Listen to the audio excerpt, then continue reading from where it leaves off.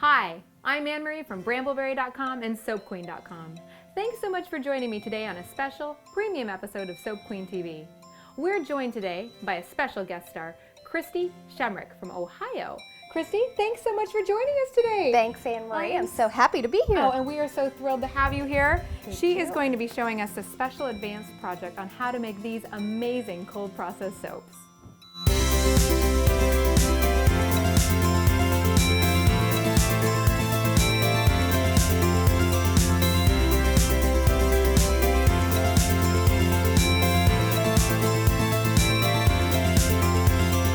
Well, Kristy, before we get started, I think we have a little guest that wants to join us on set. Awesome. Hey, come here, little man. Hey. Hi. Do you want to say hi to Miss Kristy? Do you want to, hey. Do you want to say hi to Miss Kristy? Do you want to say hi to everybody in Soap Queen TV land? Say hi, everyone. Hi. Yeah. So cute. Yeah, you're my little man. Mwah. Mama's Smile. Best soaping helper. Smile. No. Oh, we done? Okay. So, Kristy, how long have you been soaping? I have been soaping since February of 2006. Wow. Well, it's great to know we are in expert hands for this project. But if you're not an expert at soap making yet, or say you've never done it before, stop right now and go to soapqueen.tv and watch the first 4 episodes of Cold Process Soap Making 101. They cover a lot of really great basic tips like safety stuff.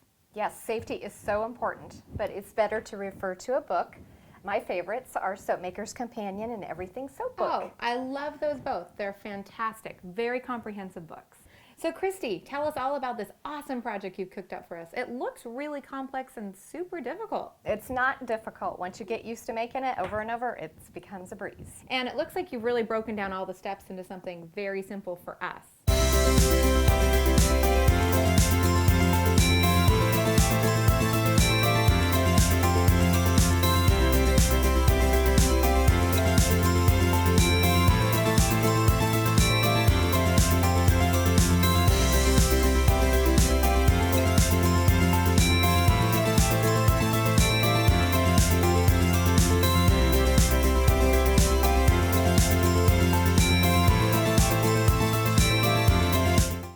Thank you so much.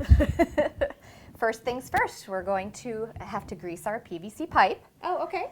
And we have to use either cyclomethicone or mineral oil. Really? And why those 2 oils? Because those oils do not saponify, so that way you can get your soap out of your PVC without it sticking. That is so smart. And do they pockmark the soap at all when they come out? No, they do not. As long as your mold is smooth on the inside, it should be great. All right, well, let's get the greasing. How do we get the oil into the pipe? Okay, well, my favorite is a gun cleaning kit. Really? But since not everyone has one of those, we're just going to use an ordinary sponge. We're going to soak it with cyclomethicone or mineral oil, and we're going to shove it down into the mold and grease the inside the mold very well. I see. And today we're using cyclomethicone. Yes. All right. And that is available from Brambleberry.com. So step 2 that you've broken down easily for us is to mix the colors after we've greased our mold. Is that right? Yes, that's correct. All right, let's get to mixing. Tell me about why we pre-mix these neons. Well, these neons will not mix with water, so we have to mix them with oil. And we have to use a little mixer that we get at Brambleberry.com. And we're using about what, 2 tablespoons of oil or so? Yes, 2 tablespoons of oil and about half a teaspoon to a teaspoon of colorant, depending on how bright you want your colors. All right, well, let's get to mixing. Do we have to hand stir a little to make sure that it's not going to poof out on us? Yes, you want to stick your little mixer into the cup, and you want to mix it around by hand first before you turn on your mixer, so it doesn't puff up. I can see us colored with all kinds of colors if we did that. That's right.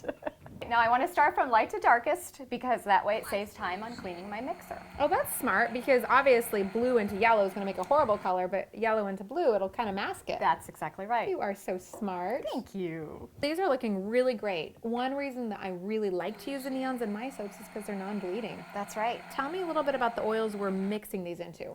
I want to point out that we are mixing from the original batch. We are not using extra oil.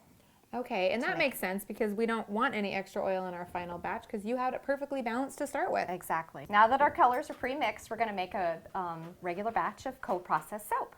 So this recipe is a variation of one of my all-time favorites with coconut, palm, and olive, but you've added a little bit of castor and shea butter. Correct, because the castor makes wonderful bubbles, Yes, and shea is great for the skin. Oh, fantastic. And so are we working with a master batch of oils that you've already mixed up? Yes, I have. I pre-measured it out the day before. Smart, saves time. And also on the lye mixture. Nice, also saves time. Good Yes, job. yes. And temperatures, room temperature? Yes, or- room temperature oils and lye. Okay. Always. Fantastic. And there's one final step before we start to go. Always wear your goggles and your gloves. Oh, I know. We only get one set of eyes. Here That's we right. go. Safety first. So let's go ahead and mix that lye water in with our oils. All right. And you're using a whisk. That's right. I always use a whisk because we want our trace to be light to medium. If you use a stick blender, it's going to make it too thick and it's going to move too fast. Okay. Keep it at a thin trace, and then we're going to separate our colors into 4 equal parts into our bottles. Okay. And these are what? These are ketchup bottles? These Yes, are... ketchup bottles, hair Nice. color bottles, it doesn't really matter. Perfect. And then we want to make sure we have 4 equal parts. If we have too much in one bottle, we pour a little into the next. Okay. And then are we doing fragrance in here or? No, we do not want to use fragrance because we don't want it to advance too fast. Makes sense to me. So we just take our colors. Yes, pour our colors into each bottle. The whole thing. So the The full whole thing. tablespoons. All Yes, right. we want the full color. Okay. Now we're going to put our lid on and we're going to stick our finger over the tip and shake very well to mix the colors. Now for the melon balls. Yes. Here we go. Third step. Okay, now we want to take our darkest color first. So that's And we the blue. That's the blue. Okay. And we want to pour about 1/4 of a teaspoon in each cavity. So that's just enough kind of to fill a quarter of that. Yeah, at the top Okay. of your melon ball. And then the next color. And the next color is yellow. And you're doing yellow because? Because it's such an opposite of the purple, we want a nice contrast. Nice. And okay. we want to pour until we get it completely covered. So we're going to cover the blue. Yes. Okay. And same with the pink. And cover the yellow. And we get about 3/4 of the way to the top. And then we complete our color with the orange. And you're working pretty fast. You're doing these full 18 even though we're only going to be using 12. Yes. And you're doing it fast. I'm impressed. Yes, we want to be able to have extra for mess ups. All right. Yeah. Makes sense to me. These look awesome. So we just let these sit for what? A few days, harden up? I think the next day they'll be fine. Okay. Now it's time for our 4th step. So what are we doing here? Okay, now we're taking our bottles Okay. and we're going to just randomly squirt the colorants in all different directions. You don't want to keep it in one spot. You Oh, want all those okay. colors to be mixed, but That's not a lot muddy. of fun. And just squirt.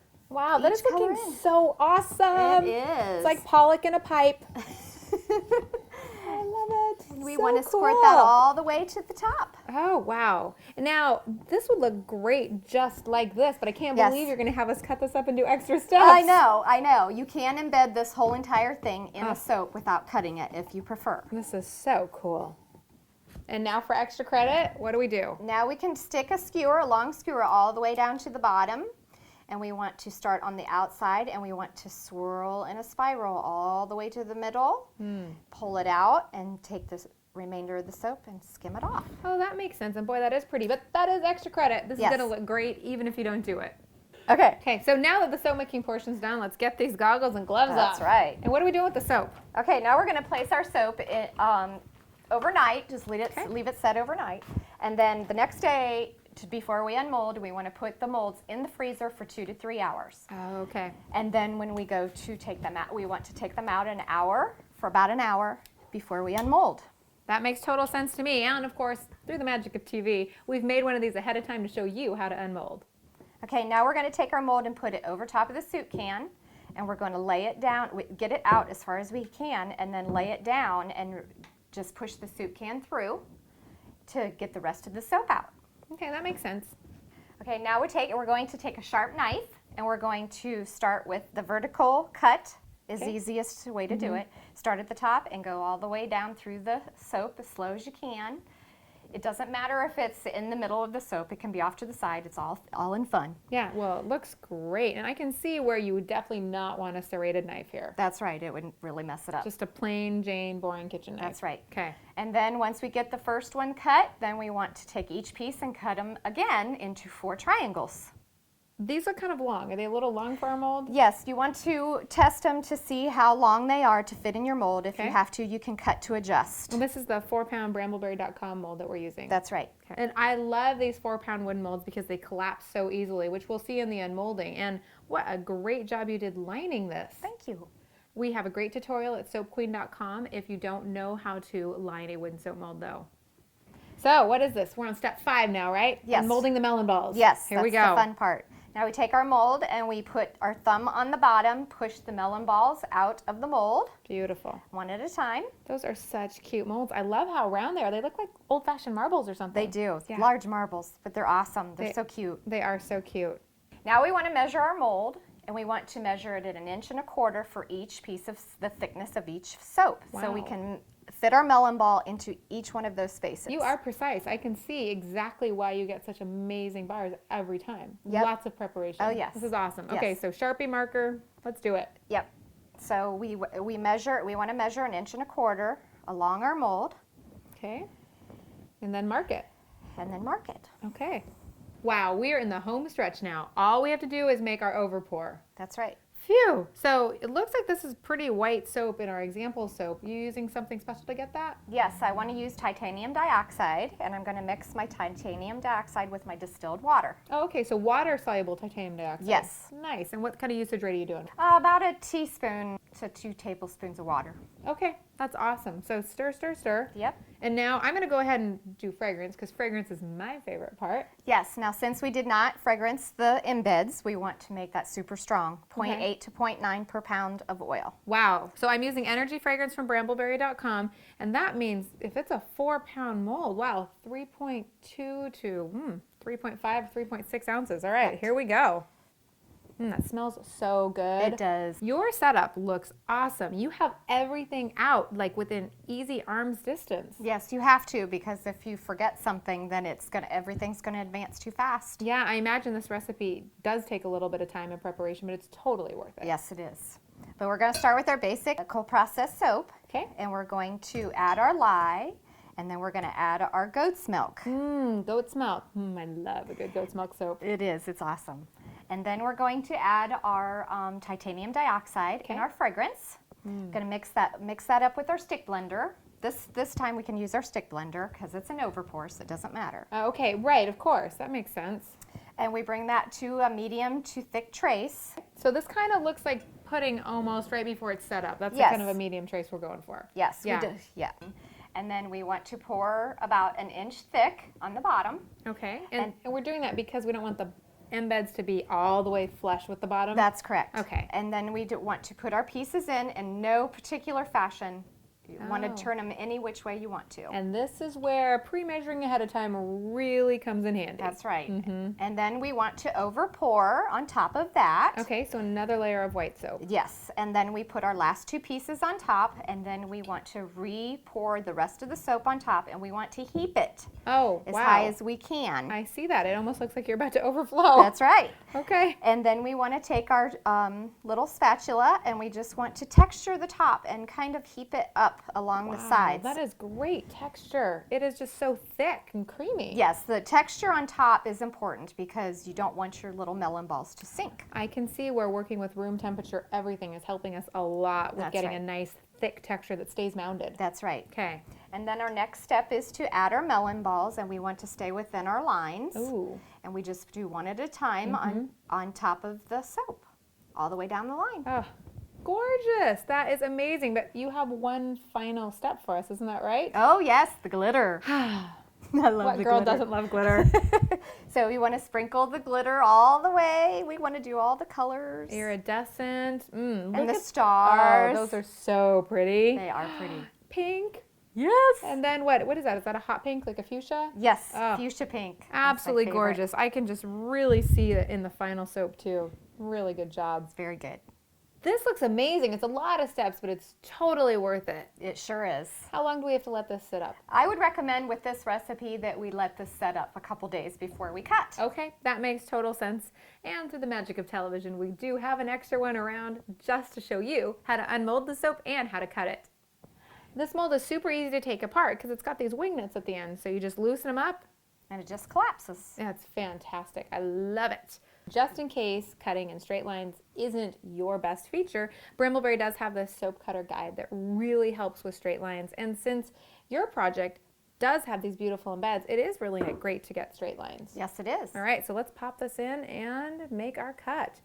Absolutely gorgeous. Wow, that turned out fantastic. And if you have trouble, you can just cut it right between the melon balls. That's true. You could totally freehand this. Thanks so much for joining me and Kristy today on this advanced episode of cold process soap making. Thank you so much, Anne-Marie, for having me. You were fantastic, and for all of you out in Soapland, I hope all your soaps turn out just as great as these. And until next time, happy soaping!